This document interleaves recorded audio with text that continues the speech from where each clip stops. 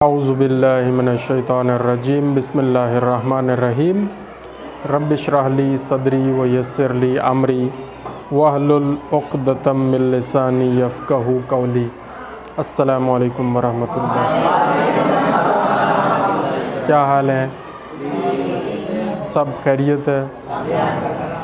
Doctor Mohammad Mohsin Abbas, civil veterinary अस्पताल चन्नीगोड से हाज़िरी हुई है मेरी। बच्चों के पास, आप सब के पास पहले भी हाज़िर होते रहे हैं। कुछ बच्चे नए हैं, मेरा ख़्याल है एक और क्लास शामिल है। पहले हम आपको बताते रहे हैं मुख्तलिफ़ बीमारियों के बारे में, ठीक है जी। अब जो हमारे ज़िम्मे काम लगा है वो भी बीमारी ही है। एक फॉग फीवर एक बहुत बड़ा मसला है। अच्छा, माज़रत, आज मेरी तबीयत भी थोड़ी सी ख़राब है और आवाज़ आएगी आहिस्ता आहिस्ता। गला खुल जाएगा तो आवाज़ आएगी। गला मेरा ख़राब है, बुखार है, खुश्की है, लेकिन मैं कोशिश करूँगा इंशाअल्लाह बात पहुँचे। फॉग फीवर के बारे में बताना है आपको। जानवरों में बहुत बड़ा मसला है। आजकल आप देख रहे हैं कि इर्द गिर्द फ़िज़ा में आलूदगी बहुत ज़्यादा है।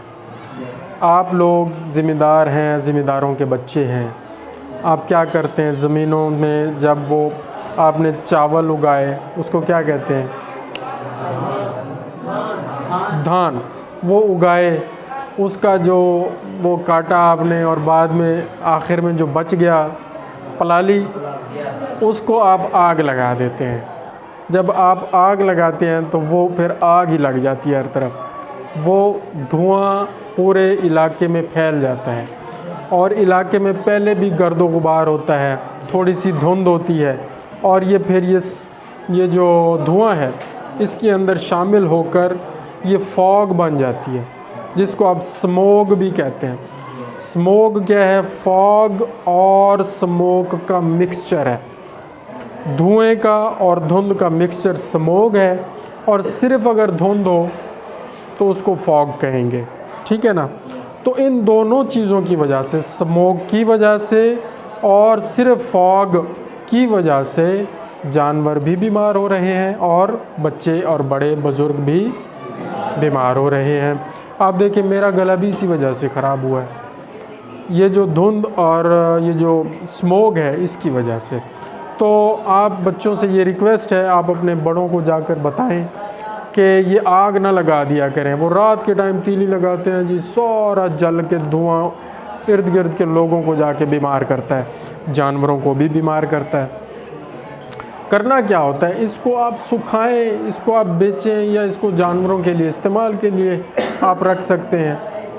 इसका यही तरीक़ाकार है, या कोई और इसका बहरहाल कोई अल्टरनेटिव सोचें आप, ताकि लोगों की जो सेहत है ना वो मुतासर ना हो।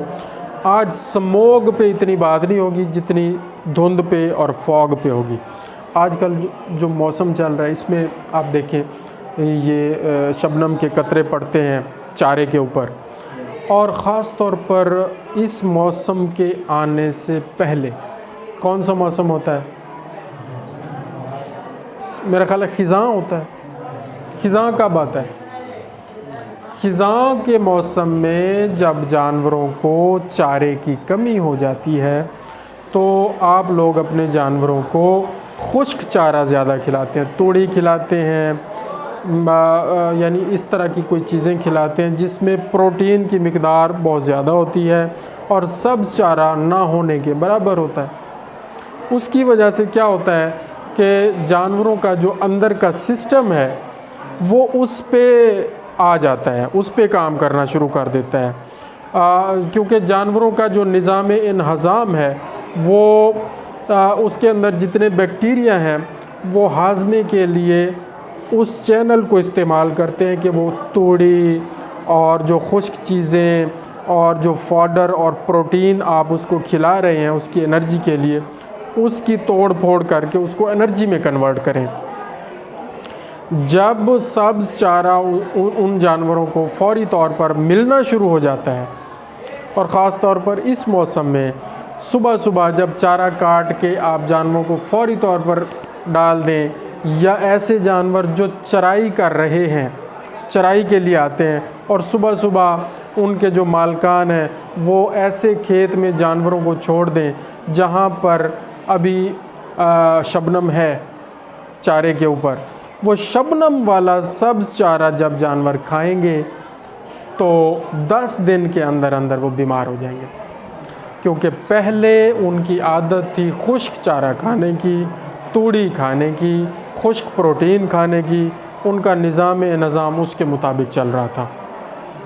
अब क्या हुआ है, फौरी तौर पर उनको सब्ज़ चारा मिला है, ग्रीन लश चारा जानवर को भी बड़ा अच्छा लगता है, वो उसको बहुत ज़्यादा मिकदार में खा लेता है और उसके साथ वो ठंडी धुंध फॉग वो भी अंदर चली जाती है।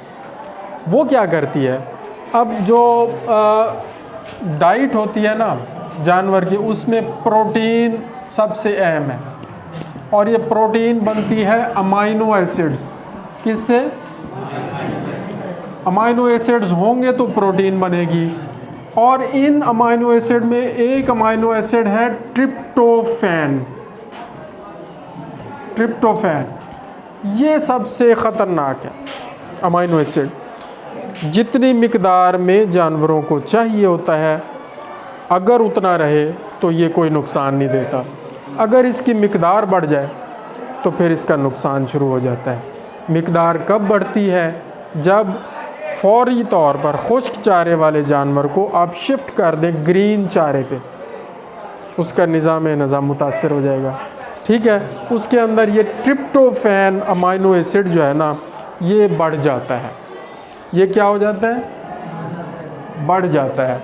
जब ये बढ़ जाता है ट्रिप्टोफैन, तो जब ये पूरे ब्लड में सर्कुलेट करता है तो फेफड़ों में चला जाता है। कहाँ चला जाता है?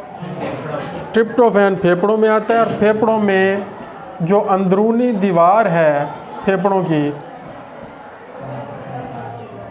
वहाँ पर एक तह बना देता है। कौन? ये ट्रिप्टोफैन अमाइनो एसिड है, ये चारे में ही होता है, लेकिन ग्रीन चारा ज़्यादा खाने की वजह से और धुंध वाला, उसकी वजह से इसकी मिकदार में इजाफ़ा हो जाता है और ये फेफड़ों में अंदरूनी दीवारों के इर्द गिर्द एक तह बना देता है। फिर क्या होता है? उससे ये होता है कि जानवर मुश्किल से सांस लेता है, ब्रीदिंग प्रॉब्लम शुरू हो जाता है, ब्रीदिंग डिफ़िकल्ट हो जाती है, मुश्किल हो जाती है, सांस लेना मुश्किल हो जाता है ना जब फेफड़ों का मसला हो जाए। और फिर क्या होगा? उसके मुंह से भी लुआब निकलेगा, जानवर के मुंह से, नाक से भी रतूबत निकलेगी और गंदी स्मेल भी आएगी और खांसी भी हो जाएगी। ठीक है ना जी? तो सांस से मुतालिक जितने भी मसाइल हैं वो सारे शुरू हो जाएंगे। खांसी हो गई, स्नीजिंग हो गई यानी नाक का बहना और मुश्किल सांस आना, और खाना पीना ज़ाहिर जानवर का छूट जाएगा। उसको कहते हैं एनोरेक्सिया या ऑफ फीड या इनडाइजेशन प्रॉब्लम। जानवर का हाजमा भी मुतासर हो जाएगा। अब जो वो खाएगा उसको हज़म नहीं होगा। तो करना क्या है? ये जो शुरू के 10 दिन हैं, जब खुश्क चारे से आपने ये जो सब्ज़ चारा है इस पे शिफ्ट करना है जानवर को, तो इसमें बड़ी एहतियात करनी है। सिर्फ ये है इसका इलाज, एहतियात इसकी सिर्फ यही है। प्रिवेंशन क्या है कि शुरू के 10 दिन एहतियात करें, 10 डेज़। और वो एहतियात क्या है कि शबनम वाला, फॉग वाला चारा बिल्कुल ना खिलाएं। चारा काट के लाएं, उसको फैला दें, हवा लगने दें, सूख जाए फिर खिलाएं। और अगर चराई वाले जानवर हैं तो उस वक्त चराई के लिए ले जाएं जब धूप लग जाए और चारा अंदर खुश्क हो जाए, उस वक्त जानवर को चारा खिलाएं। ये 10 दिन की ख़ास तौर पे एहतियात है। ठीक है? और अगर आप चराई वाले जानवर नहीं हैं, आपके अपने घरों के जानवर हैं, तो उनमें सब्ज़ चारा तूड़ी के साथ साथ थोड़ा थोड़ा मिक्स करना शुरू करें। फौरी तौर पर उसकी डाइट चेंज ना करें।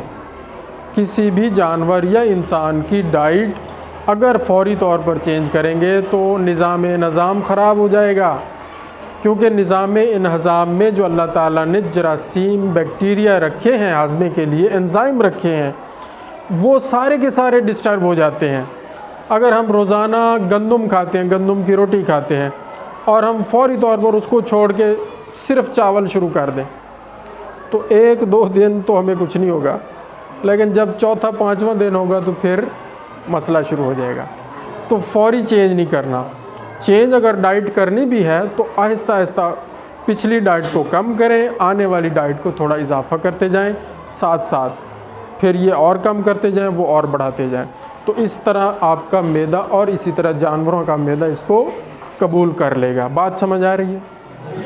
अगर ये फ़ीवर हो जाता है, अच्छा इसमें क्या होता है, ये है तो ये फ़ीवर गाय में, भैंस में, भेड़ में, बकरी में ये मसला होता है, ऊँटों में होता है, जानवरों में होता है तो ये फ़ीवर, लेकिन जब टेम्परेचर लेंगे तो बुखार नहीं होगा। असल में नमूनिया की शिकायत होंगी, सारी की सारी लंग्स से रिलेटेड सारी शिकायत होंगी और नमूनिया होगा।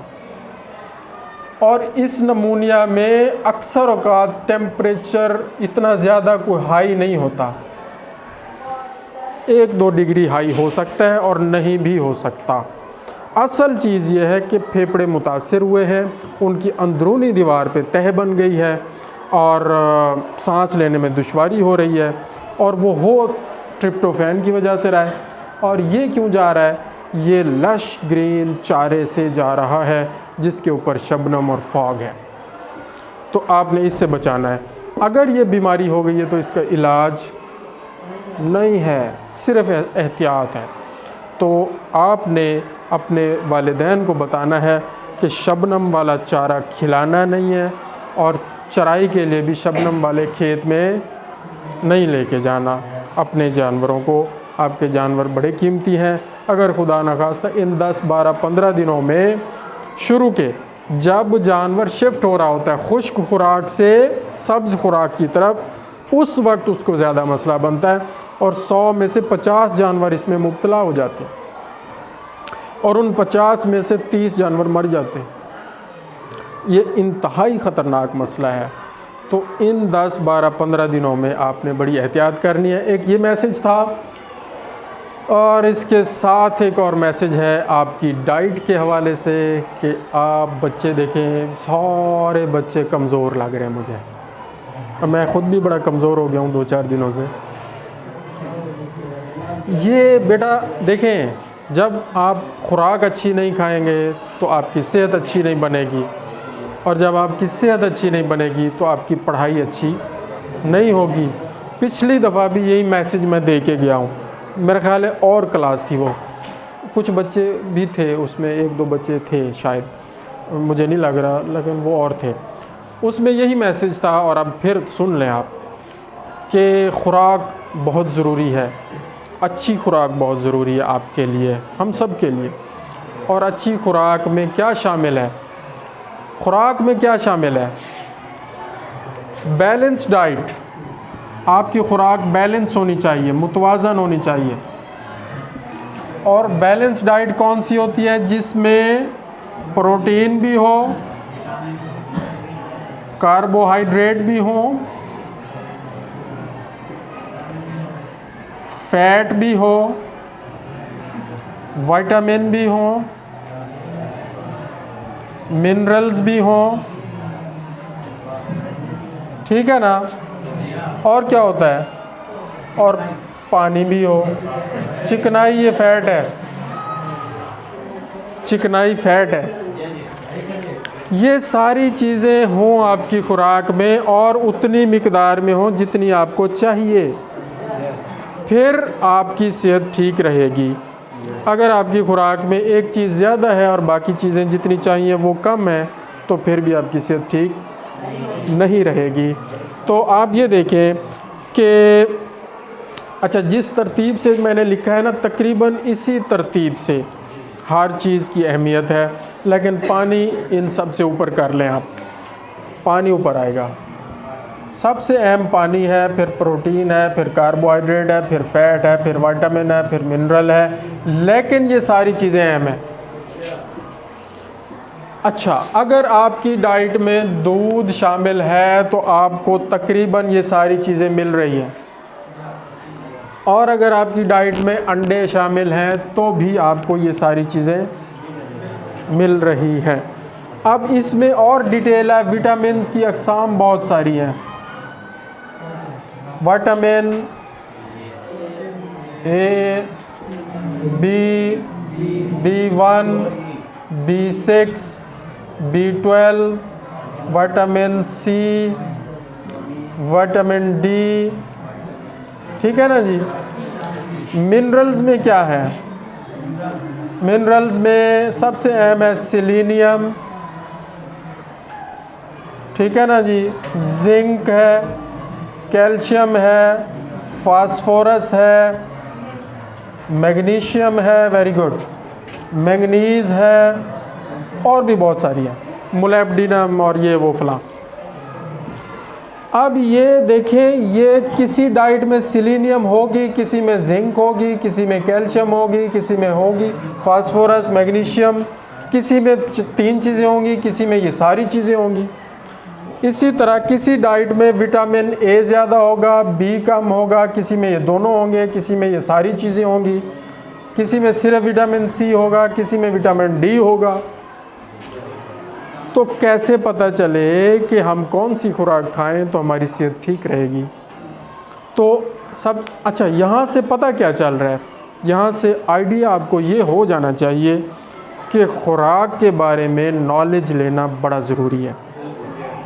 न्यूट्रिशन के बारे में, डाइट के बारे में पता होना बहुत ज़रूरी है। अगर आपको पता होगा तो आप वो चीज़ें खाएंगे जो आपकी सेहत को बेहतर करेंगी।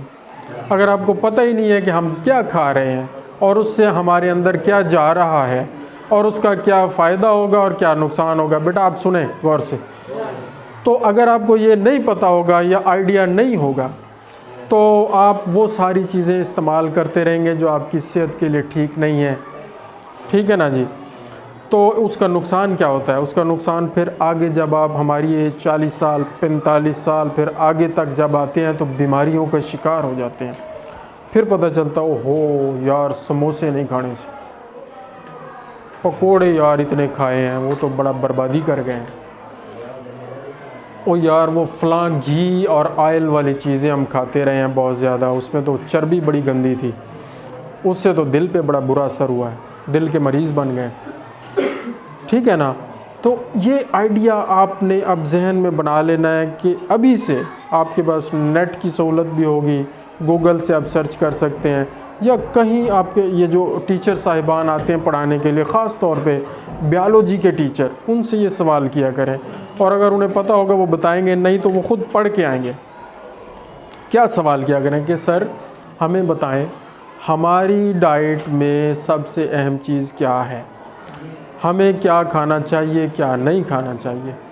तो यही चीज़ें फिर आप अपने वालिदैन को भी बताएं जाकर, और अपने दूसरे बहन भाइयों को भी बताएं। यार आप देखें, आपको लुत्फ़ नहीं आ रहा, बात समझ नहीं आ रही, कोई मैं आपको बोर तो नहीं कर रहा, कोई गलत बात तो नहीं हो रही तो फिर आप इंटरेस्ट शो नहीं कर रहे। क्या बात है, इंटरेस्ट शो करें। ये बड़ा अहम टॉपिक है, आपकी सेहत से इसका बड़ा ही रब्त है इसका। अब मैं 40 साल का हो गया हूँ अब मुझे सोचना पड़ता है कि क्या खाऊं क्या ना खाऊं। मलिक खुर्शीद साहब आपके प्रिंसिपल हैं, हमारे बड़े अच्छे दोस्त हैं, अल्लाह ताला उनको सेहत सलामती दे। वो हमारे लिए पकोड़े मंगवा लेते हैं, बनाना केले शले मंगवा लेते हैं, चाय बनवा लेते हैं, हर चीज़ आ जाती है। अब मैं कहता हूँ यार मैंने पकोड़े नहीं खाने, यार मैं बस बनाना खा लूँगा, या चाय एक कप बहुत है, कप भी छोटा होना चाहिए। ये मैं क्यों सोचता हूँ इस तरह? क्योंकि अब मुझे पता चल गया है कि अब पकोड़ों का नुकसान क्या है, ठीक है ना। और पकोड़े भी वो जो कि घी में तले हुए हैं, अल्लाह अकबर, ठीक है ना जी। अब मुझे पता चल गया है कि उसके अंदर नमक मिर्च अगर ज़्यादा हो, मसाला ज़्यादा हो तो उसका कितना बड़ा बुरा असर है, उससे ब्लड प्रेशर होता है, ठीक है ना। तो अहम चीज़ यह है कि आप 2 टाइम कम से कम खाना खाएं, सुबह और शाम कम से कम। अगर 3 टाइम खाते हैं तो वेरी गुड, आपकी उम्र में बच्चे खा सकते हैं। हमारी उम्र में 3 टाइम खाना खाना अपने आप से ज़्यादती करना है, तो ये हम ज़्यादती नहीं करेंगे, हम 2 टाइम ही खाएंगे। आप खाएं क्योंकि आपको ज़रूरत है, आपकी एनर्जी रिक्वायरमेंट्स हमसे मुख्तलिफ हैं। आपने पढ़ना है, आपने याद करना है, आपने ट्रैवल करना है, आपने आना है जाना है, आपकी एनर्जी रिक्वायरमेंट्स ज़्यादा हैं, तो आप कुछ खाएंगे तो एनर्जी आएगी ना। तो 2 टाइम बेहतरीन खाना खाएं, और उस खाने में गंदम की रोटी होनी चाहिए। उस रोटी के ऊपर अगर देसी घी लगा के आप खा सकते हैं तो वेरी गुड, वो अच्छी फ़ैट है। अगर ये आम डालडा घी वाली वो घी लगा के खाएंगे तो वो फ़ैट अच्छी नहीं है, वो दिल के लिए नुकसानदेह है।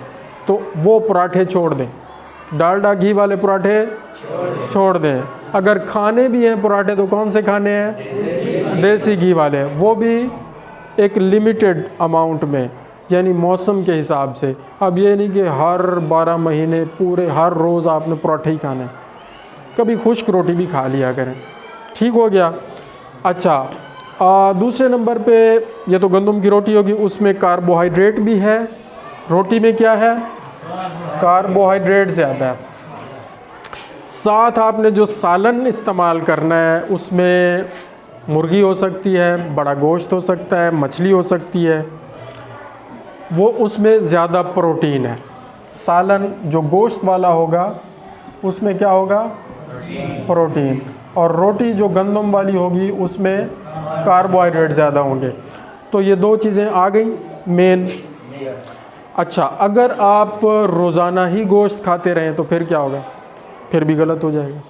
प्रोटीन आपको सिर्फ 50 ग्राम रोज़ाना चाहिए, एक छटांग कम अज़ कम, यस हद 70 ग्राम। ठीक है। अब आपने दूध भी पीना है। अगर आप दूध साथ इस्तेमाल करेंगे मिल्क, तो मिल्क से आपको प्रोटीन भी मिलेगी, मिल्क में फ़ैट भी है, मिल्क में मिनरल्स भी हैं और विटामिन्स भी हैं। ठीक है ना जी। ख़ास तौर पर सिलीनियम यहाँ से मिल जाएगी, विटामिन्स में से पता नहीं कौन सा मिलेगा, मुझे नहीं याद आ रहा। कैल्शियम भी मिल जाएगा इसमें से, मिल्क से प्रोटीन भी मिल जाएगी।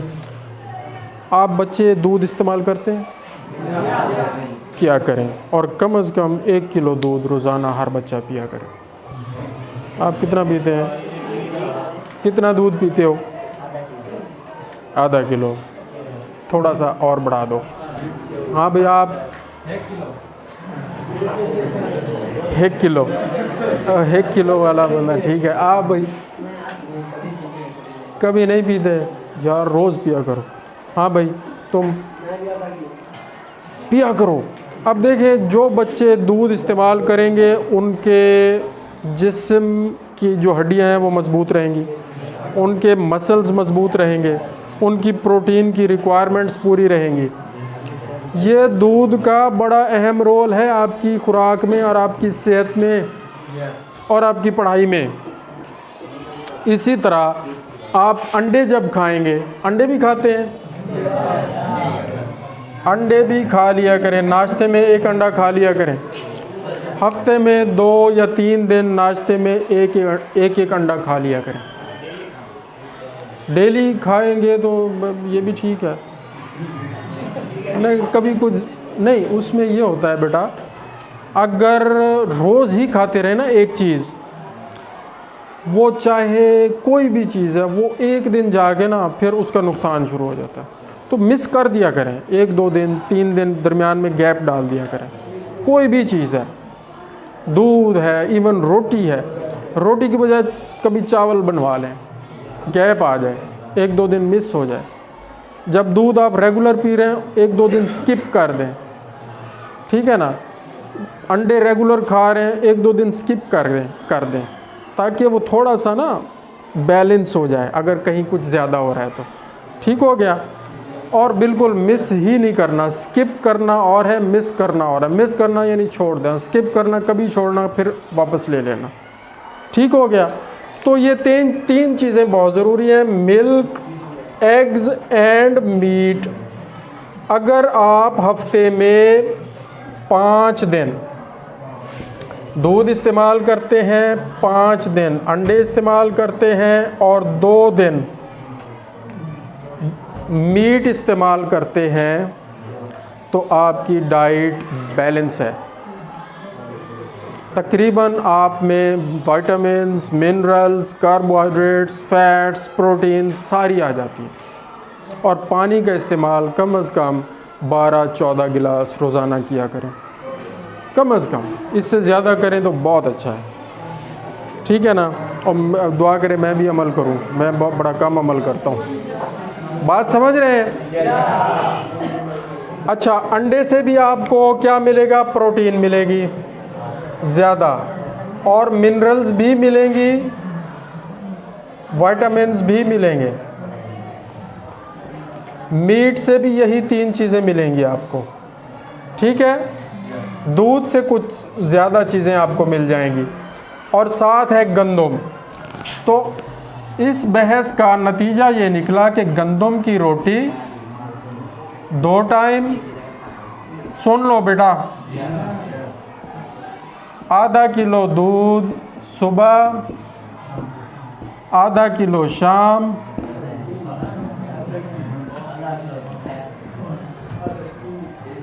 और हफ्ते में 2 दफ़ा गोश्त, जिसमें 1 दफ़ा मुर्गी का गोश्त, 1 दफ़ा मछली का गोश्त, 1 दफ़ा मछली का गोश्त।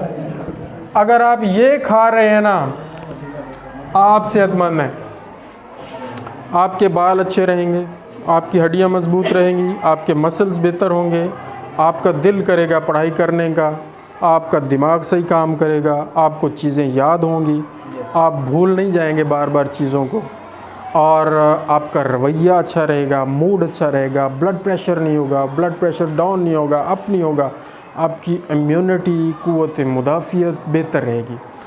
और मौसमी जो तब्दीली की वजह से बच्चे अक्सर बीमार हो जाते हैं, उनके अंदर इम्यूनिटी कम होती है, उनके अंदर ख़ुराक की कमी होती है, उनके अंदर कोई विटामिन्स मिनरल्स की डेफिशिएंसी होती है।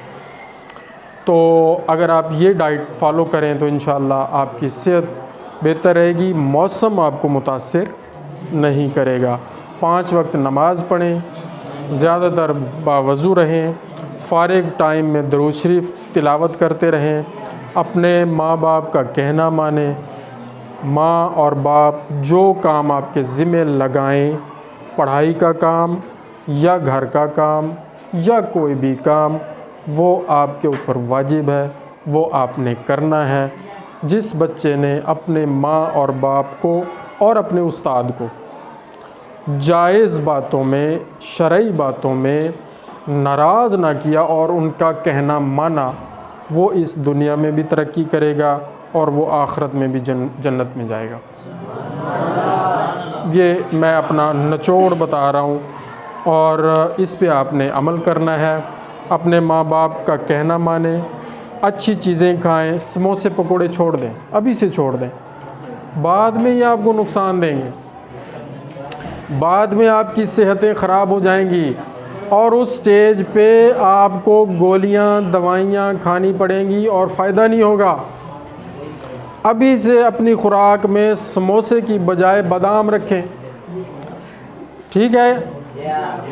और दूध से बनी कोई चीज़ बनवा लें, घर को खीरनी बनवा लिया करें, को कस्टर्ड बनवा लिया करें, को घर अच्छी चीज़ें बनवा लिया करें, घर वाले भी खाएं, आप भी खाएं। और ये बातें अपने वालिदैन को भी मैसेज दें, और कोशिश करें दूध की पैदावार जानवरों की इजाफ़ा करें, उससे ज़्यादा से ज़्यादा देसी घी बनाएं और अपने वालिदैन को देसी घी इस्तेमाल करवाएं। मुर्गियां ज़्यादा पालें, अपने घरों में मुर्गियां रखें, और हफ्ते में 10वें दिन, 15वें दिन, महीने में 1 दफ़ा वही देसी मुर्गी अपने घर की। बेटा कौन है, क्या मसला? यार मुझे गुस्सा भी आता है, मुझे गुस्सा आता है और बड़ा ख़तरनाक आता है। और फिर ये मलिक खुर्शीद साहब भी कहेंगे बिल्कुल आपने ठीक किया। यार मैं टाइम ज़ाय करने नहीं आया, मैं आप ये सेहत बहुत ज़रूरी है, इसके बग़ैर आपकी तालीम ज़ीरो, इसके बग़ैर आप कहाँ नौकरी करेंगे और कैसे करेंगे। और सेहत है खुराक से, आप क्या खा रहे हैं, क्या पी रहे हैं, क्या सुन रहे हैं, इसका असर होता है सारा सेहत पे। खाना पीना बेहतर नहीं होगा, सेहत बेहतर नहीं हो सकती। ठीक है, तो अच्छी चीज़ें खाएं और सारी फजूल चीज़ें छोड़ दें। इस बच्चे को नींद आई हुई है। कोई सवाल है? कोई सवाल खुराक के हवाले से, डाइट के हवाले से, जानवरों के हवाले से, वैक्सीन के हवाले से? जज़ाकल्लाहु खैरा। अल्लाहुम्मा सल्लि अला मुहम्मद व आलि मुहम्मद व अज्जिल फ़रजहुम।